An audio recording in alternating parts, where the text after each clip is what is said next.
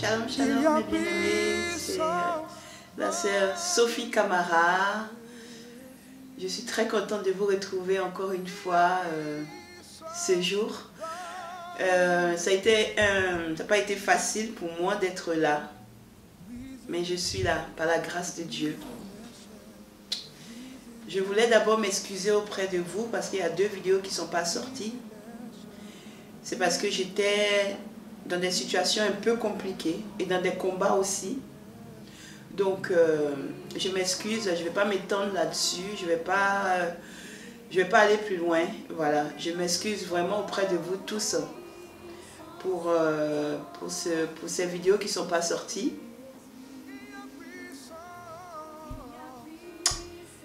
La parole de Dieu déclare que en Christ, nous sommes forts parce que c'est celui qui nous fortifie. Et en lui, nous sommes plus que vainqueurs. Alors, je ne vais pas m'attarder à donner la gloire à Satan, à ses agents, à ses démons.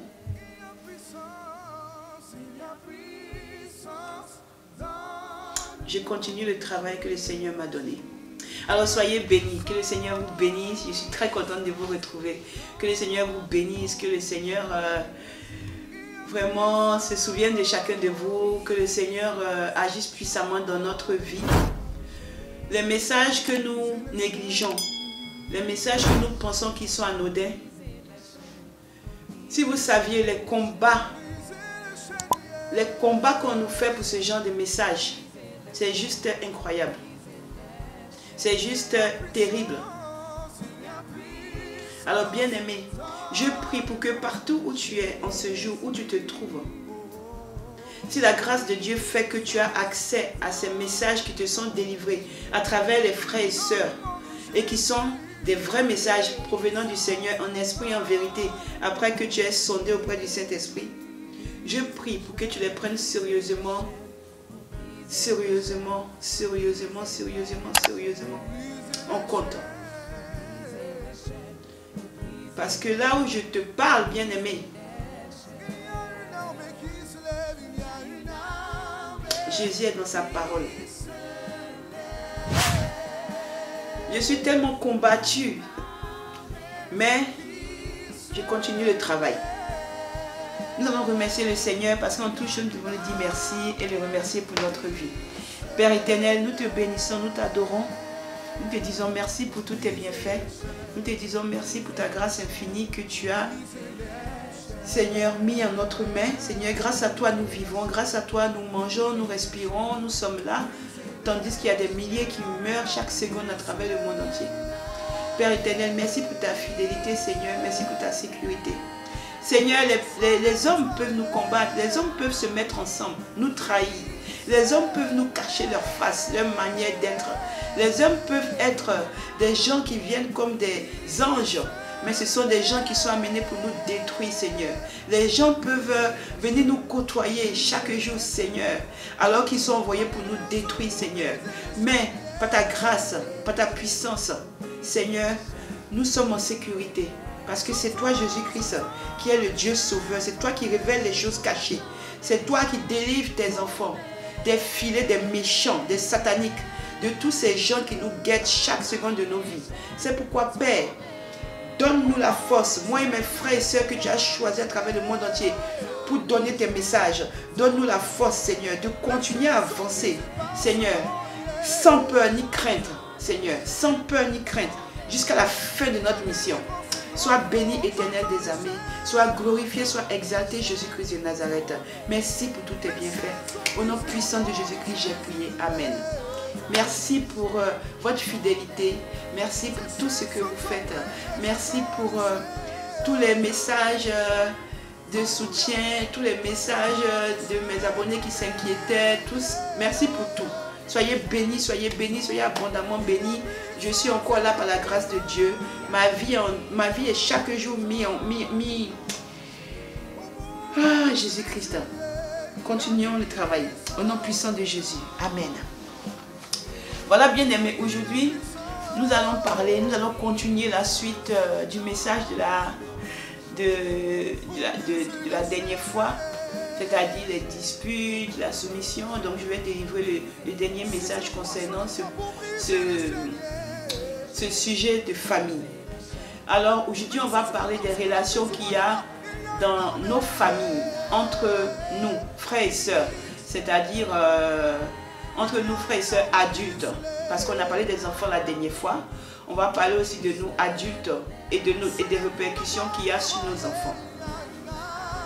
Le Seigneur m'a expliqué que lorsque nos parents, ou bien nous-mêmes, nous sommes en famille, nous avons tendance à faire des différences entre nos enfants. Nous avons tendance à préférer tel enfant plutôt que tel enfant, ou à dire à tel enfant, oui, tu es plutôt idiot, tu es plutôt bête, ou des choses qui ne sont pas bien.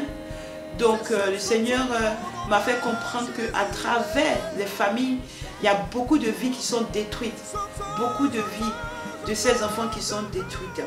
Il m'a expliqué qu'un père de famille, parce qu'il a décidé que ses enfants devaient aller par exemple faire du droit ou devaient être médecins, et que les enfants décident de faire par exemple autre chose, le père de famille se fâche, il coupe les ponts avec cet enfant ou avec sa fille, et ce qui fait que l'enfant se sent frustré, il grandit dans cette atmosphère et il le reproduit plus tard.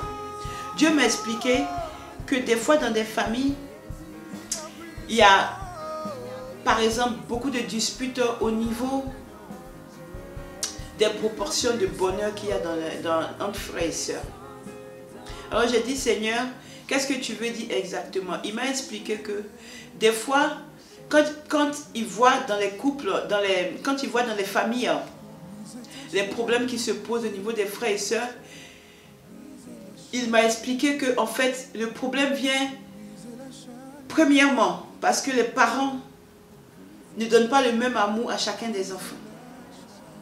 Ça c'est la première des causes qu'il m'a dit. Et de deux, il m'a expliqué que nous n'avons pas les mêmes mains. Il m'a dit, ma fille, tu vois les mains, vos mains ne sont pas pareilles, vos doigts ne sont pas pareils. Chacun a une empreinte. J'ai mis ma grâce dans chaque enfant. Donc chaque enfant est différent. Mais lui, il a observé que des fois dans les familles, à cause de la jalousie, parce que par exemple, tel a réussi mieux ou bien tel a plus de facilité par rapport à quelque chose, donc du coup ça crée de la jalousie entre frères et sœurs. Et chacun pense que c'est parce qu'il n'a pas été mieux élevé, ou c'est parce qu'il n'a pas été mieux aimé, ou c'est parce qu'il a été délaissé. Donc il développe en lui un sentiment d'injustice, un sentiment de rejet. Ce qui fait que quand il grandit avec ça, il rentre vraiment en confrontation haineuse avec, si c'est un frère ou une soeur qui a une position mieux que lui. Il m'a expliqué que nous devons faire très très attention.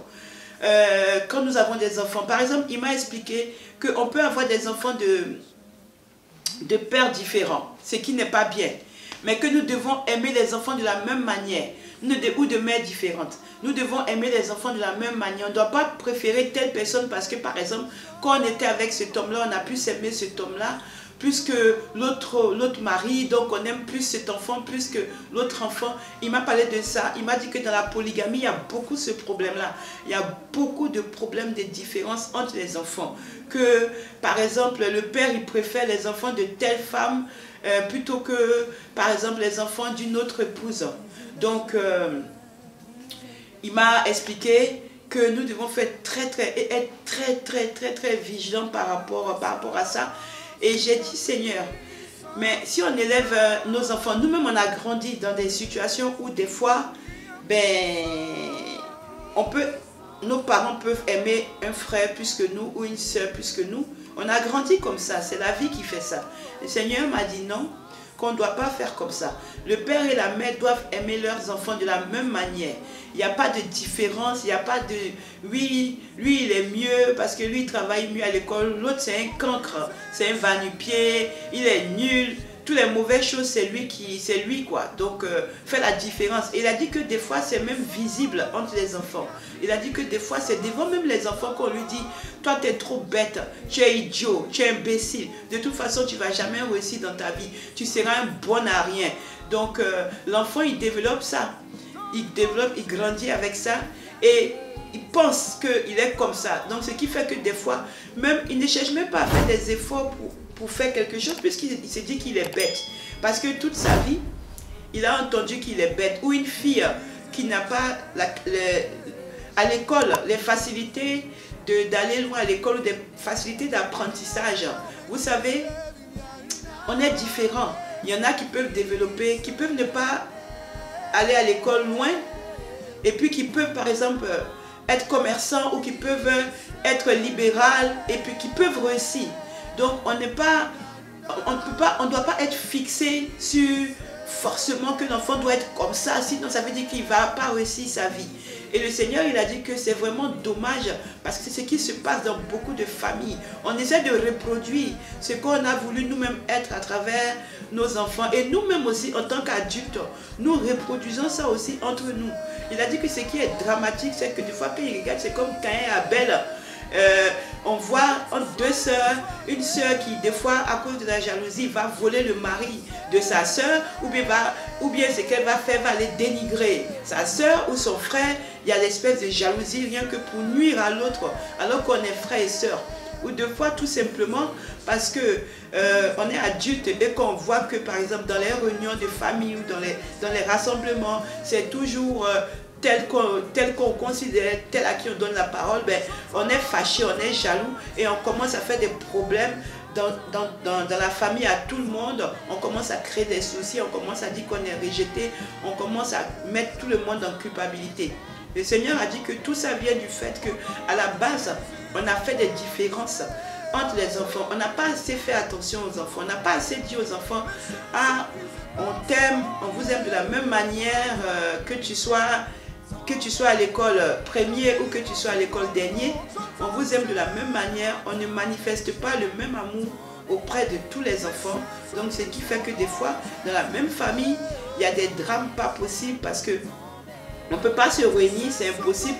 Quand on dit réunion de famille, ben c'est impossible de se réunir parce que ça va partir dans tous les sens. Il y aura des clashs, il y aura des disputes. Donc, c'est que la mésentente. Ce qui fait que souvent, c'est facile qu'il y ait des problèmes plus graves encore qui arrivent parce que déjà à la base, il n'y a que des disputes, il n'y a que des jalousies.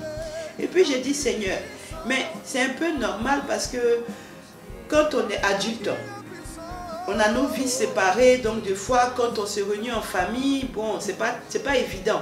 Il a dit que il y a des familles qui arrivent à réussir à se retrouver en famille pour discuter, pour avancer et tout ça, pour instruire les enfants. Et il a dit qu'il y a des familles, c'est catastrophique. Si un est là, si on dit qu'il y a réunion de famille parce que Jean est là, simplement parce que Jean est là ou parce que Mathilde est là, tout le monde ne veut plus venir. Et tout ça, ça résulte du fait que à la base, peut-être qu'il y a eu du favoritisme. Donc c'est pour ça que il y a tous ces désordres, toutes ces choses qui se passent dans les familles. Donc le Seigneur a demandé à ce qu'on soit vigilant au niveau de l'amour que nous portons à nos enfants, à ne pas faire de différence entre les enfants, à ne pas montrer à l'enfant qu'il est inférieur par rapport à son frère ou à sa soeur, à ne pas montrer à l'enfant qu'il développe moins d'aptitude à l'école ou dans quelque chose qu'il fait. Le Seigneur a dit qu'on doit toujours encourager, on doit toujours pousser, quelles que soient les difficultés que nous rencontrons, nous devons toujours encourager nos enfants. Et si on est adulte, on doit toujours constamment nous-mêmes, même si c'est un frère ou une soeur qui nous a fait du mal, on doit manifester les fruits de l'amour.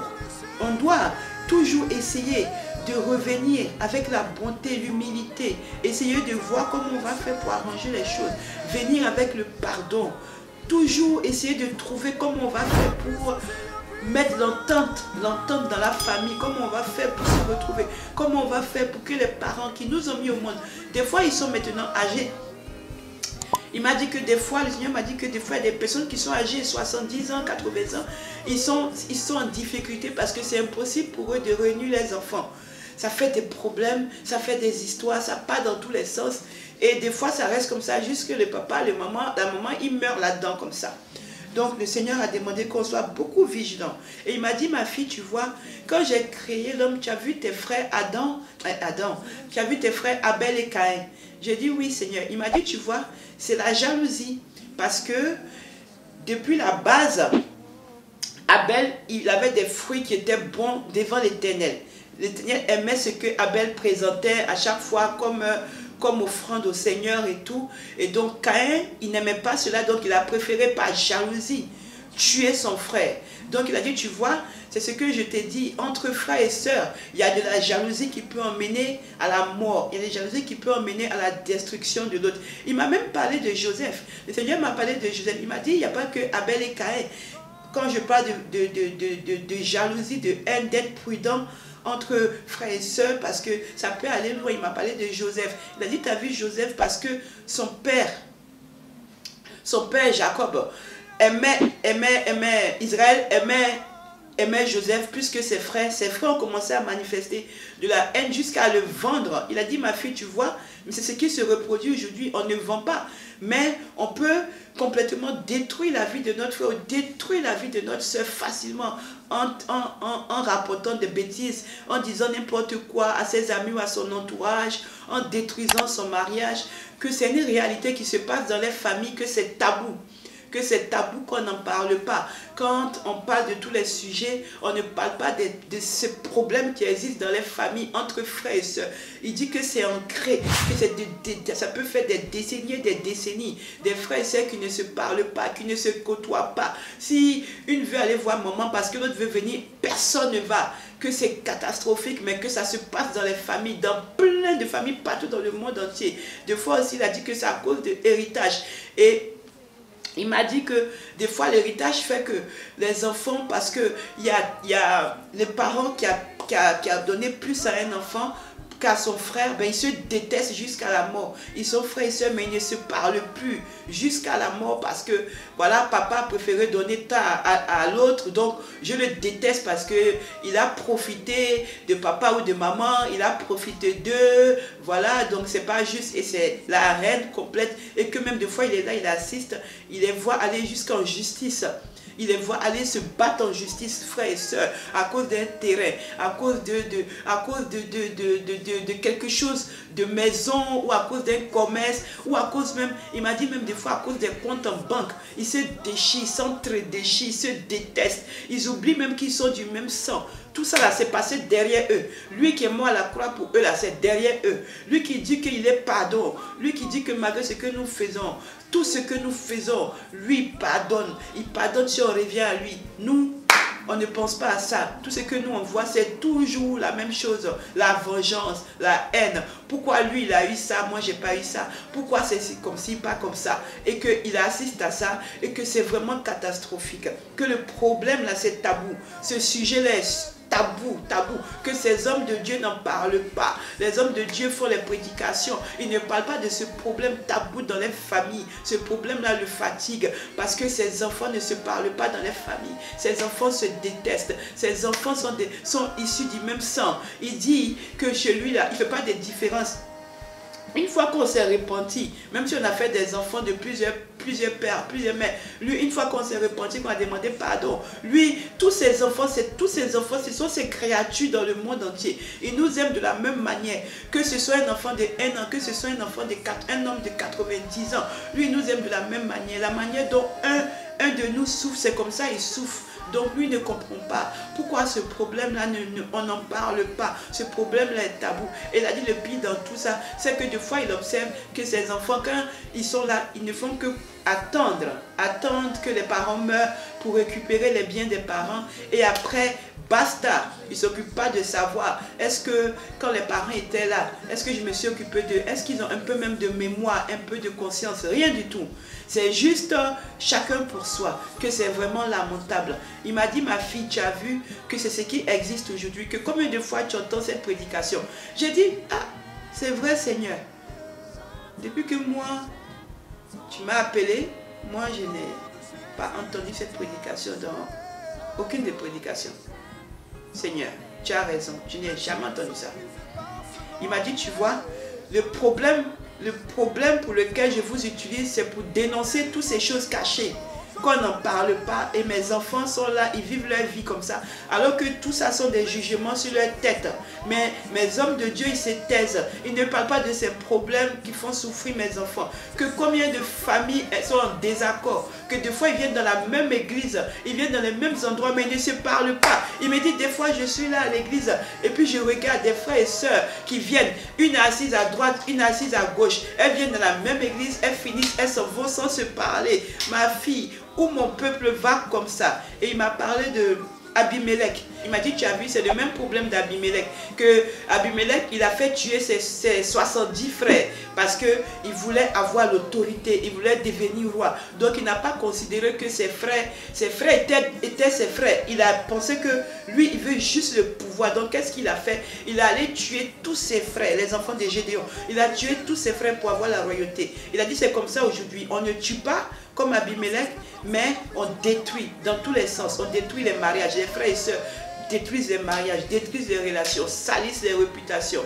Il m'a dit, ma fille, il faut vraiment que ce message parte dans les maisons de mes enfants pour qu'ils mettent leur vie en règle à ce sujet, parce que il a dit, le Seigneur, qu'à un moment ou un autre, il va se réveiller. Il a dit qu'à un moment, sa grâce là, il va l'enlever, la grâce va finir et il va commencer à faire le jugement. Il a dit que le temps d'ignorance, il m'a parlé d'un truc de temps d'ignorance. Il y a un moment où il ne va plus tenir compte du temps d'ignorance et il va commencer maintenant à juger chacun de nous. Moi je lui ai dit, ah Seigneur, mais ta grâce c'est pour tout le temps, non? Il m'a dit que la grâce est encore là. C'est comme ça, il m'a dit, ma fille, ma grâce est encore là. C'est pourquoi je bouge partout. C'est pourquoi je fais sortir les messages. C'est pourquoi les choses cachées, je les révèle à mes enfants. Mais mes enfants sont incrédules. Mes enfants ne veulent pas écouter. Mes enfants veulent que ce soit moi-même qui vienne pour leur parler. Je passe par tous les moyens pour leur parler. Ils ne comprennent pas, ils n'entendent pas. Tout péché est péché. Tout péché est péché. Il n'y a pas de petit péché. Il n'y a pas de grand péché. Il n'y a pas de péché qu'on s'arrange. Il n'y a pas de péché que oui, Seigneur pense. Tout péché est péché et tout péché nous portera en jugement. J'ai dit, Seigneur, moi j'ai eu un moment difficile parce que j'ai évangélisé, Seigneur, une fille. Et elle est venue à toi. Cette fille, j'ai pleuré, Seigneur, parce que la semaine dernière, elle est repartie dans le monde, soi-disant qu'on lui a dit qu'une fois qu'elle t'a accepté comme Seigneur et Sauveur, elle peut retourner dans ses vomissures et qu'elle va avoir la vie éternelle. Le Seigneur m'a dit, ben voilà, c'est pour ça qu'à un moment, ma grâce va s'arrêter sur cette terre et je vais commencer à vous juger chacun de vous. Parce que mes enfants pensent que le péché, comme j'ai versé mon sang à la croix, on peut pécher et être sauvé. Que celui qui pêche, qui ne se répand pas, le jugement sera pour tout homme de Dieu. C'est pourquoi je parle de péché des centaines de fois dans la Bible. Ce n'est pas pour faire comme ça. Le péché, le séjour des morts, tout cela est dans la parole. Allez consulter la parole. C'est ce que le Seigneur a dit. Donc voilà, j'ai transmis le message, bien-aimé. Mettons de l'ordre dans nos vies. Tout ce qui est bizarre, tout ce que nous avons encore qui n'est pas encore bien, qui n'est pas encore en règle, que le Seigneur touche. Essayons de demander au Saint-Esprit de nous aider, de confirmer, de certifier et de nous aider à mettre de l'ordre dans nos vies. Au nom puissant de Jésus-Christ, j'ai transmis le message. Reçois la gloire éternelle. Amen. Dans le nom de Jésus.